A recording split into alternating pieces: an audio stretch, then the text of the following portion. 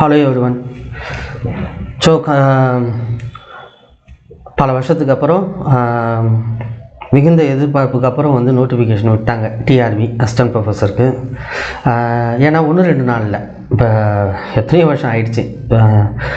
எல்லாருக்குமே சந்தோஷம் நோட்டிஃபிகேஷன் வந்ததில்.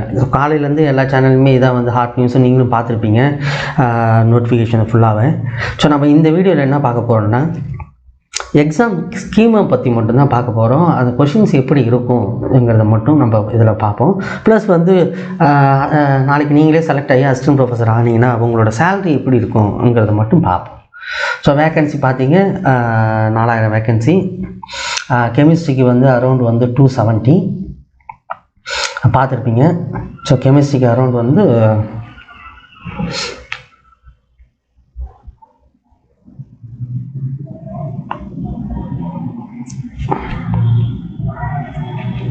ஸோ 263 ப்ளஸ் வந்து பேக்லாக்கில் வந்து 8 to 9 போஸ்டிங். ஸோ ரவுண்டாக நம்ம வந்து 270 வச்சுப்போம். ஸோ கம்யூனிட்டி வைஸ் அவங்க வந்து ரிசர்வேஷனை பேஸ் பண்ணி பிரித்து கொடுத்துருக்காங்க.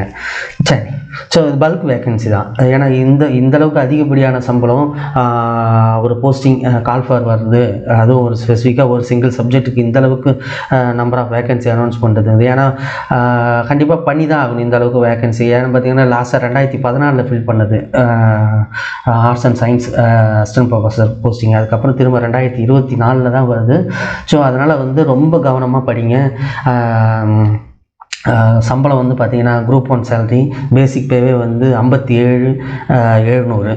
ப்ளஸ் வந்து இப்போ தான் வந்து டிஏ வந்து இப்போ தான் 4% வந்து அகைன் வந்து ரைஸ் பண்ணியிருக்காங்க ஸ்டேட் கவர்மெண்ட். இப்போதைக்கு டிஏ வந்து 50% இருக்குது. ஸோ நம்ம சேலரி இப்போ நீங்கள் மாதமே இப்போ நீங்கள் வந்து வேலைக்கு போகிறீங்க, செலக்ட் ஆகிட்டீங்க, ஹார்ட் ஒர்க் பண்ணி ஏன்னா எவ்வளோ இருக்கும் உங்கள் சேலரின்னு பார்த்தீங்கன்னா, சும்மா ஒரு சின்ன கேல்குலேஷன், ஒரு எஸ்டிமேஷன் போடுறேன் பாருங்கள். பேசிக் பே வந்து பார்த்தீங்கன்னா 57,700. டிஏ வந்து நேற்று வந்து டிஏ வந்து 4% ரைஸ் பண்ணி இப்போதைக்கு வந்து கரண்ட்டில் 50% டிஏ கொடுக்குறாங்க. 50%ங்கிறது பார்த்தீங்கன்னா இந்த பேசிக் பேயில் 50%. ஸோ அப்போ இந்த பேசிக் பேயில் வந்து 50% நீங்கள் எவ்வளோ பார்த்தீங்கன்னா 28,850. ப்ளஸ் வந்து எப்போ வந்து டிஏ வந்து 50% ரீச் ஆச்சோ அப்போவே வந்து ஹச்ஆர்ஏ இருப்பாங்க, ஹவுஸ் ரெண்ட் அலவன்ஸ், அது வந்து 20% கொடுத்தாகணும் கிளாஸ் 1 சிட்டிக்கு. அதாவது கிளாஸ் 1 சிட்டினா பார்த்திங்கன்னா 5 லட்சத்துக்கு மேலே மக்கள் தொகை இருக்கக்கூடிய சிட்டியில் வந்து 20% வந்து ஹச்ஆர்ஏ கொடுக்கணும். அப்போ 20% ஹச்ஆர்ஏன்னு பார்த்திங்கன்னா அப்போ வந்து 11,540 வரும். அப்போ மற்ற அலவன்ஸ் இருக்குது, இது இல்லாமல் மெடிக்கல் அலவன்ஸ் இருக்குது, அதெல்லாம் விட்டுருங்க. ஸோ அதெல்லாம் ஒரு சின்ன சின்ன அமௌண்ட் இருந்தாலும் பல்கான அமௌண்ட்டு பேசிக் பேக்கு அப்புறம் பார்த்திங்கன்னா இந்த டிஏவும் இந்த ஹச்ஆர்ஏவும் தான். ஸோ அப்போ இது 3 கூட்டினாலே உங்களுக்கு வந்து எவ்வளோ வருதுன்னா மாதம் மட்டுமே நீங்கள் வேலைக்கு ஜாயின் பண்ண அன்றைக்கி 98,900 வருது அப்ராக்சிமேட்டாக. இது இல்லாத மற்ற அலவன்சஸ்ன்னு வச்சிங்களேன். அப்போது மாதமே நீங்கள் 1 லட்ச ரூபா சம்பாதிக்க போகிறீங்க. இது எப்போது? இது இந்த வருஷம் 7th பே கமிஷன் படி இது உங்களுக்கு சேலரி. 7th பே கமிஷன் வந்து லாஸ்ட்டாக எப்போ கமெண்ட்ஸ் ஆச்சுன்னு பார்த்தீங்கன்னா 2014. ஸோ வந்து எவரி 10 இயர்ஸ் அப்படி இல்லைன்னா டிஏ வந்து எப்போ வந்து 100% போய் ரீச் பண்ணுதோ அப்போ வந்து அடுத்த பே கமிஷன் வந்து இது பண்ணுவாங்க. இப்போ வந்து கொரோனா 2 வருஷத்தில் பார்த்தீங்கன்னா 20% பே கமிஷன் 20% டிஏ வந்து கட் ஆகிடுச்சு. எந்த எம்ப்ளாய்க்குமே கொடுக்கல அந்த கொரோனா. இல்லைனா வந்து இன்றைக்கி வந்து டிஏ வந்து 50 இருந்திருக்காது, 70% இருந்திருக்கும். சரி, ஓகே. ஆனால் இன்றைக்கி வந்து 50% தான் இருக்குது. ஆனால் 10 வருஷம் ஆகிடுச்சு போன பே கமிஷனுக்கு. ஓகே, போன பே கமிஷன் வந்து. ஸோ அப்போ எல்லோரும் எதிர்பார்க்குறது என்னென்னு பார்த்தீங்கன்னா 2025 8th பே கமிஷன் எல்லோரும் எதிர்பார்க்குது. எல்லா எம்ப்ளாயும் ரொம்ப ஆவலாக எதிர்பார்க்குறது. ஸோ இந்த 8th பே கமிஷனில் என்ன வந்து பார்த்தீங்கன்னா உங்களோட இந்த பேசிக் பே இருக்குது பார்த்தீங்களா, அது வந்து இன்ட்டு 2 டைம்ஸ் ஆகும். மினிமம் குறைஞ்சபட்சம் 2 டைம்ஸ் ஆகும். அப்போ பார்த்தீங்கன்னா உங்கள் சேலரி, ஸோ அப்போ பேசிக் பே 2% ஆகுது, டிஏ வந்து அதுக்கு தகுந்த மாதிரி டிஏ இருக்கும், மற்ற ஹவுஸ் ரெண்ட் அலவன்ஸ் அதுன்னு பார்த்தீங்கன்னா எப்படியா இருந்தாலும் நீங்கள் சேலரி வந்து கண்டிப்பாக குறையாமல் 1.5 lakh வாங்குவீங்க. எப்போ பை 2026 சீக்கிரம் பே கமிஷன் 25ல் வந்து அவங்க அமைச்சு மற்ற எல்லாத்தையும் வந்து கமெண்ட்ஸ் பண்ணாங்கன்னா. ஸோ அப்போ வந்து இந்த சேலரிங்கிறது எங்கேயும் இருக்குது. ஸோ நம்ம பண்ண வேண்டியது எல்லான்னு பார்த்தீங்கன்னா இந்த ஒரு 4 மாதம் ஹார்ட் ஒர்க் மட்டும்தான் பண்ணணும். ஸோ இப்போ நீங்கள் வேஸ்ட் பண்ணக்கூடிய ஒவ்வொரு டைமும் உங்களுக்கான சீட்டு, உங்களுக்கான இடங்கிறது இன்னொருத்தவங்க வந்து அந்த ரேஸில் உங்களை பின்னுக்கு தள்ளிட்டு அதுக்கு போட்டி போட்டுகிட்டே இருப்பாங்க. அதை மனசில் வச்சிங்க. கொஞ்சம் கூட இப்போ உங்கள் மைண்டை வந்து இந்த 4 மாதம் இந்த சப்ஜெக்ட்லேருந்து எந்த வகையிலையும் நீங்கள் டிவியேட் பண்ணாமல் ஃபோக்கஸ்டாக எவ்வளோ ஹார்ட் ஒர்க் பண்ணி படிக்க முடியுமோ படிங்க. எல்லாராலையும் முடியும். ஜீனியஸ்னு யாரும் கிடையாது. இந்த ஹார்ட் ஒர்க் மட்டும்தான் ஒருத்தவங்க ஜெயித்தவங்க தோற்றவங்கிறது தீர்மானிக்குமே தவிர மற்றபடி ஜீனியஸ்னஸ்ங்கிறது என்ன அப்படின்னு எதுவும் தனியாக எதுவும் கிடையாது. சரி, இது வந்து பார்த்திங்கன்னா இந்த சம்பளம். சரி, சிலபஸ் பார்த்திங்கன்னா பிப்ரவரியிலேயே கெமிஸ்ட்ரி இல்லாமல் மற்ற எல்லா இந்த ஒரு 49 சப்ஜெக்ட் இருக்குது பார்த்தீங்களா. இந்த 49 சப்ஜெக்ட்டுக்கான சிலபஸை வந்து அவங்க வந்து கெசட்டில் பப்ளிஷ் பண்ணிட்டாங்க. அந்த பார்த்திங்கன்னா பிப்ரவரி 29 அன்றைக்கி 2004 அன்றைக்கி தமிழ்நாடு கவர்மெண்ட் கெசட்டில் வந்து பப்ளிஷ் பண்ணியாச்சு சிலபஸை. சரி, இப்போது கெமிஸ்ட்ரிக்கான சிலபஸ் முன்னாடியே தெரிஞ்சதான் உங்களுக்கு. அது வந்து நம்ம சிஎஸ்ஐஆர் சிலபஸ் தான்.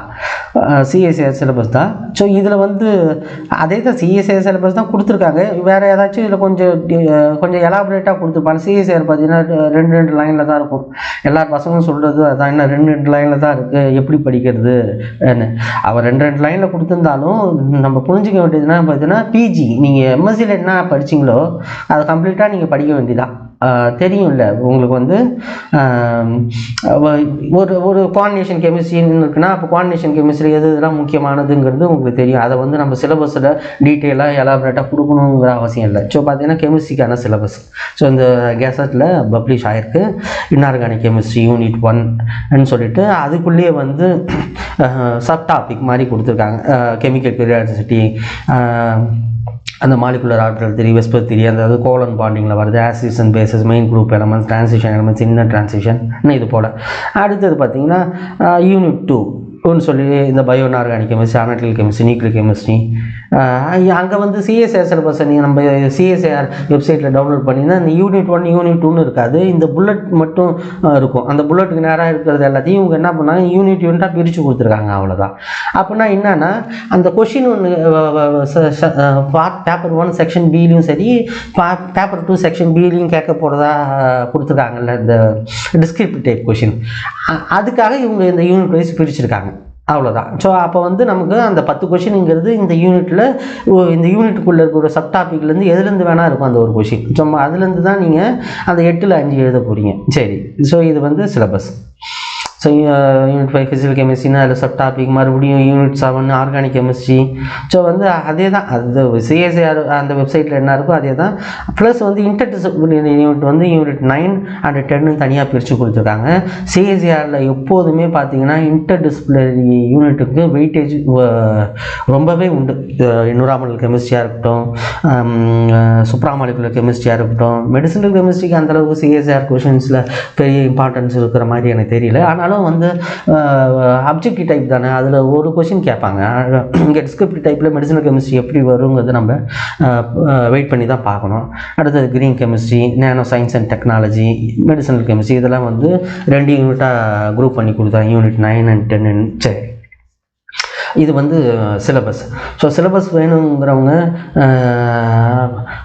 ஸோ இந்த வீடியோ முடியும் போது வாட்ஸ்அப் நம்பரை வந்து நான் டிஸ்பிளேயில் போடுறேன். அதில் வந்து எனக்கு மெசேஜ் பண்ணுங்கள், நான் உங்களுக்கு சிலபஸை சென்ட் பண்ணி வைக்கிறேன். இந்த கெசட்டில் பப்ளிஷ் ஆகிருக்க சிலபஸ். சரி, இப்போது எக்ஸாம் ஸ்கீமுக்கு வந்துடுவோமே. எக்ஸாம் ஸ்கீம் தான் ரொம்பவே முக்கியம். அதில் வந்து ஒரு வேர்டு கொடுத்துருக்காங்க அந்த எக்ஸாம் ஸ்கீமுக்கு மேலே. எக்ஸாம் பேப்பர் எப்படி இருக்கும், ப்ளூம்ஸ் டாக்ஸானமி என்ன கொடுத்துருக்காங்க. அதை எத்தனை பேர் கவனிச்சிருப்பீங்கன்னு எனக்கு தெரியல. ஸோ முக்கியமாக இந்த வீடியோவே நான் வந்து அதுக்காக தான் வந்து இந்த வீடியோவே நான் போடணும்னு நினச்சதே. இதை பாருங்கள், scheme of examination paper 1 50 multiple choice questions from section A. Section ஏல வந்து 25 அந்த தமிழ் லாங்குவேஜ் கட்டாய தமிழ், மீதி ரிமைனிங் 25 வந்து ஜிகே, எஸ்பெஷலி வந்து கரண்ட் அஃபேர்ஸ். ஓகே, இந்த பாட்டில் எந்த குழப்பமும் இல்லை. இன்னொன்று, கட்டாய தமிழ் தானே அலட்சியமாக இருக்காதிங்க. ஏன்னா இப்போ லாஸ்ட்டாக எக்ஸாம் அப்பியர் ஆகிட்டு வந்து இந்த யூஜிடிஆர்பி பசங்க எல்லாரும் சொன்னது எல்லாமே நீங்கள் கேட்டிருப்பீங்க. என்னமோ கட்டாய தமிழ், அந்த பொது தமிழுங்கிறது வந்து தமிழில் வந்து ஒரு பேச்சுலர் டிகிரி முடிச்சவங்களுக்கு கேட்குற மாதிரி கேட்டிருக்காங்க. ஈஸியாக இல்லை, அதுலேயே ஃபெயில் ஆகிடுவோம் பொழுதுன்னு. ஸோ அதனால் அதுக்கும் ப்ரிப்பேர்டாக இருங்க. அடுத்தது அந்த பேப்பர் 1 செக்ஷன் பி பாருங்கள். செக்ஷன் பியில் வந்து 50 மார்க் வந்து descriptive type. Section B paper 1ல் டிஸ்கிரிப்டிவ் டைப் 2 மணி நேரம், 8 கொஷின்லேருந்து 5 கொஷின் எழுத போகிறீங்க. 10 மார்க்னா 50 மார்க். ஓகே, இதுக்கு 2 மணி நேரம். இப்போது இங்கே தான் அந்த வார்த்தையை நீங்கள் பார்க்கணும்.